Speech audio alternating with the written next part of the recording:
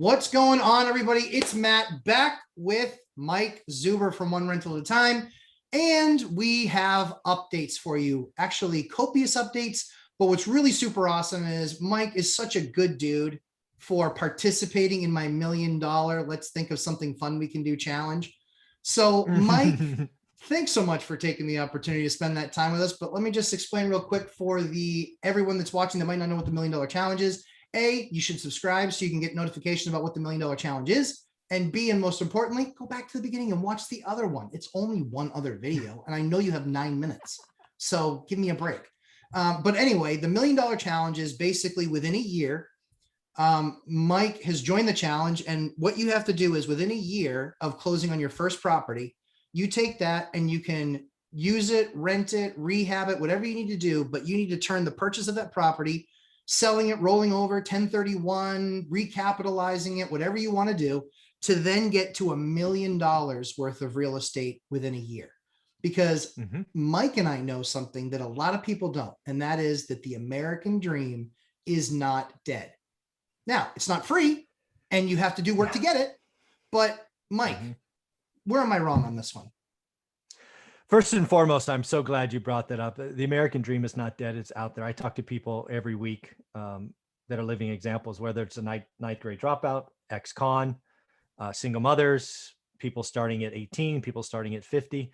If you're willing to do the work, and it's not a hard, I mean, it's a simple process to understand. Live below your means, learn your market, do the work, do the math, and just get going. The fact is that most of you want it, the easy button. You want to sit on your couch and get six-pack abs. That's not how it works, folks. So if you're willing to work for it, you can get six-pack financial abs. It's a pretty simple process. Exactly. Yeah. So this process it's tough because you got to find a property. It's got to be one that you believe you can do something unique with, and something where you're unearthing value. And quite frankly, that's what Mike's course certainly teaches you, is getting an understanding of unearthing value, what your returns are. If you're doing your homework every single day, you recognize when something comes up on the market and you're like, the numbers don't make sense here. This is just too good of a deal. Now, do your research, do your work, get your inspections, do all that stuff. But what that turns into is potentially that $1 million a year challenge deal. So I have an update that I wanted to give on mine, but I think, Mike, you've actually, since the challenge, purchased your first, and now you have your strategy of what you're doing with your first. So talk me through that. Yeah. So it's the good news about this challenge is, first and foremost, we're sales guys, right? So if you put a number in front of us, we get kind of aggressive, right? We're like, I gotta beat that guy. I gotta beat that guy. So yeah, I purchased, and again, the beauty is I share everything. So it's actually up on my channel. There's a 3 or 4 minute walkthrough of the end product. It's about to be listed today. So the rough numbers are, I bought it for 140 grand cash. I'm lucky enough to be in that position. Yep. We put about $62,000 into it because it was a trashed unit. And we are listing it today for 280 grand. We're listing it slightly under market. We're doing open house Sunday. So, we're expecting multiple offers because it's dialed in. You can look at the product. So that will be my first stepping stone to the $1 million challenge. I have been already looking for the second, and it is slim pickings, but that's not an excuse. That just means I have to work harder and find the next one. So yeah, I'm at least on first base. So I've got out of the batter's box. That is awesome. So 140 and then 60. So you're into it for 2. And guys, one of the things that Mike said that I don't think a lot of people will pick up on that is super, super valuable, looking at what the market is, understanding that house is probably worth 290 to 295. He priced it at 280, probably 3% or so, 4% or so below market, because that's going to drive probably 50% more traffic. And exactly, I'd be willing to bet that Mike is talking about an offer of over 300 in the next couple weeks. That'd be my guess. Yeah, that is the hope. That's the plan, right? You come out low to, your foot traffic goes from a 7 to a 37, right? Just volume. Right. That's why we're doing it. We did it on purpose because we want it to be the house that people look at this weekend. That's right. Yep. Guys, that's an awesome pricing strategy. I use it myself. I'm a huge, huge, huge fan of it because I think it just absolutely gives everybody the broadest opportunity to look and see what they've got. And it helps them better understand and price the market, because if you're doing your homework, you're going to see listed for 280. You're going to see what the quality and the finishes were. Then you're going to be using that as something that you're tracking. And then in 30 or 45 or 60 days when it closed, you're going to see, wow, that went for 3 or 305 or what have you. And then, or 310 or 320 or 330, whatever that number is that thing sells for, that's then going to be used as a comp for what else is up and becoming available in the neighborhood that's going to then be sold. So that's why in a fast-paced market like this, it's really important that you're doing that homework even more so now than it is in a slow market. Mike, remember a few years ago, you used to be able to do a deal in a market where you would look at it and say, yeah, I like some things about it. I don't love it. Let's keep on looking. And then 2 or 3 or 4 weeks later, you're like, what's going on with that other property? And it would largely still be on the market, right? Yeah, you're so. I remember 2017. Yeah. That was when you could take your time. Like, yeah.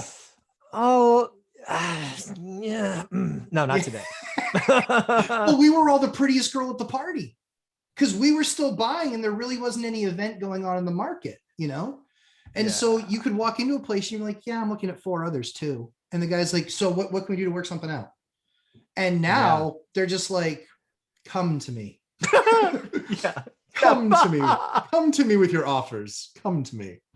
Yeah. So yeah, this price? Are you kidding me? I literally had an agent say to me, he goes, listen, I've been doing this long enough to know list price used to be where you end up. Now list price is where you start.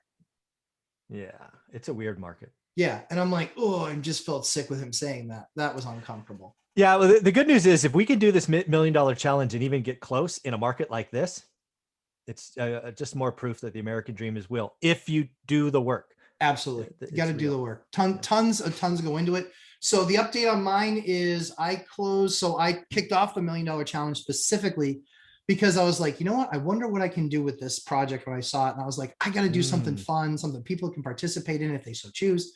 And all I had to do was talk to Mike about a number, and I knew he was going to participate. Oh yeah. So yeah. You want to hang a number around my neck? It's been 3 years since I had a number. I need one. Yeah, it's been 3 years since Mike's had a quarterly quota, and monthly to quarterly. So yeah, let's talk about that. Give me some. Awaken the beast. Yeah, exactly. So mine was, I purchased mine a few months ago, literally 4 months ago, purchased for 252. Okay. I put a little over 50K into it, but I did it with a construction loan. Okay. So it wasn't even that cash out of pocket. So it was truly like a standard construction, just a standard rehab loan that 90% of America can get. Again, do your research on loan products. Yeah. But it was a rehab loan. Was into it for a little over 300, and we didn't even go to market, and we sold for 550. Yep. What am I doing wrong? I'm behind. So not behind, but this was like Mike's deal. It was actually a unicorn. It was a single family home that just so happened to have a 2-bedroom apartment with its own private parking off the back. And it had a 2-car garage that went to single family. I've been doing this for 20 years. Those are super hard properties to find. So when it went on at 12:01 at night, when it first hit MLS, I was up. My broker and I exchanging emails because he's just as sick as I am. And we got in there at 10 a.m. We had an offer letter that expired at 5 p.m. because we didn't want to deal with all the stuff. And we said, listen, we're giving you full price. There's no reason not to say yes. And I had looked at it and I said to my broker, I said, listen, the assessed value on this is just about 400K. I don't know what this agent is doing selling it for this and what that person was going through that they would sell it for that. I mean, I personally would probably sue for malpractice because it was just so unbelievably like I picked up a lot of that on the buy side, like obviously. Oh, no question. Yeah. Right? I mean, you picked up 6 figures just on the buy. Yeah, exactly. So now that turns into, I was into it for a little over 300, roll that over 250. Now, the cool thing is I'm 1031. So now I had my deposit that went in as well. So now I've got about 300 to play with. Oh, good for you. And so the question is, I'm not trying to short circuit the process, but the question is, can I roll that into $1 million worth of property in one deal? That's the question. You're going to get close. It could be like 300 depending on what you're buying. Yeah, it could. Depending on what you're buying, it's going to have to, and the other thing too is it's like, it's nice to play the game, but also want to look at cash flow and what that looks like. Yeah, you got, yeah. Yeah. The answer is you could, but if you want to be stupid, yeah, you Yeah. could. Yeah. But, Well, I did, yeah, just, you're not stupid. I did have that stupid moment. I looked at it and I Yes, was like, I could win the game. yeah, I was like, damn, 970. What if I overpaid 30 grand? Wait, what? I'm not. If I overpay, Yeah, how did I just exactly. write the offer at $1 million? Yeah, exactly. Just call them up and go, so here's the good news. You three guys only wanted 970. I'll give you $1 million. Yeah. What do you think? Yeah. Yeah. And they'll be like, what's the catch? And be like, I'm trying to win a game. You idiot. Yeah, that I created. Like, how dumb. But yeah, so that was the thing. So yeah, so your property, absolutely a unicorn, stuff that people should be looking for. Yeah. Those unique properties often are hit hard on appraisals. For sure. Right? But when it comes time to a market like this, all of a sudden we're the smartest guys in the room, and that's a bunch of unearthed value. Yeah, take it now. We have 6 or 9 months where unicorns are treated well. That's right. Because it will change. It That's always right. does. But yeah, right now, go get it. Yeah. Congratulations. Oh man. Well, I mean, thanks. It was like I said, you get on the buy side, but doing the homework, right? Yeah. Committed to the work. Like you, yeah. I think in the last 20 years I've been doing this, I might have missed a couple dozen days ever. Yeah. It's addicting, right? Yeah. I feel great. See, some people do the work and they get depressed. Yeah. I do the work and get excited. Even if I don't find something to write the offer, I'm one day closer. Yeah. Because I always think there's a deal of a decade every year. Yeah. And it's just a question of, what do I see it January 18th? Do I see it March 30th? Do I see it July 7th? I don't know when it's coming, but the deal of the decade happens every year. And I only can get there by looking every day. Every single day. You don't want to miss it. And what do they say about the stock market, Mike? You miss the top 30 up days and you miss like 75% of the up. Yeah, I mean, if you miss 30% of the up days, like the biggest 30% for the year, you're probably down. Yeah, no, I mean 30 days period. Like before this hyperbolic year, it was like the 30 biggest days in history, and it's like if you look at and then you're in for obviously all the downsides. But again, I just think that people, you just keep on doing the work, keep on plowing through. You're continuing. You might feel like it's wasted time. That 20 minutes is helping you become a master of the market, and quite frankly, more informed than 95% of the agents, or even 98% of the agents out there. So you can be bringing ideas to your people. Like that is it's just so critically important. Mike wouldn't have found his, I wouldn't have found mine if I wasn't doing the homework. And in fact, I'll be honest, I missed out on a deal about 6 months ago. And sadly, I have to drive past that thing to get to one of my other properties. Oh, I literally started driving the other way because I cannot look at that. Oh my word. It makes me weep. It makes me absolutely weep. And because it was an off-market deal that a great agent brought me, she was wonderful. She's like, I really think you should consider this. And I was like, it's a bunch of 1 bedrooms. I don't love it. And, it's just, it needs some work. And it's kind of an architectural type of building. And it's not like like a real cookie cutter. So it's like, there's going to be more maintenance there. And I was listening, and I talked myself out of the deal. I wasn't focused on the numbers. I talked myself out of the deal, and I'm literally looking at a property almost identical to that, like you'll find in cities, almost identical to that. And I'm going to pay the price because it's $100,000 more. Well, there's nothing like a lesson well learned. Oh, it's a hard lesson. It's the worst lesson. I mean, honestly, like I literally have to drive a different way now. I'm not afraid. Yeah, well, I have a couple of streets in Fresno I won't go down anymore for the exact same reason. Like, I don't want to see that 10 units anymore. Exactly. I don't want to go there. Damn it, I missed it. Yeah, the house is on Main Street. I'm not looking there. Sorry. Nope. Yeah.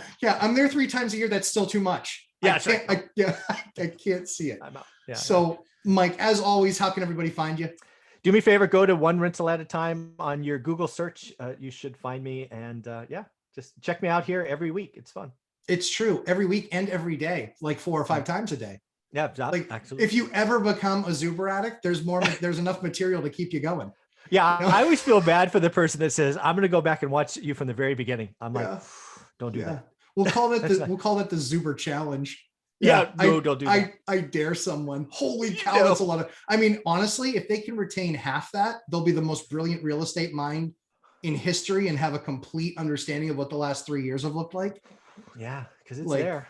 It's the daily financial news is over 2 years old. Yeah, it is all there. So Mike, thanks so much again. Hey guys, please subscribe because we continue to put a lot of work into this content for you. And as you know, we want to make sure that we're having people watch as much as this we can because we know it is life changing. So thanks everybody. And please, like I said, please subscribe and check Mike out at One Rental at a Time. Mike, we'll see you in segment 3. You got it, brother. Thanks. Mm-hmm.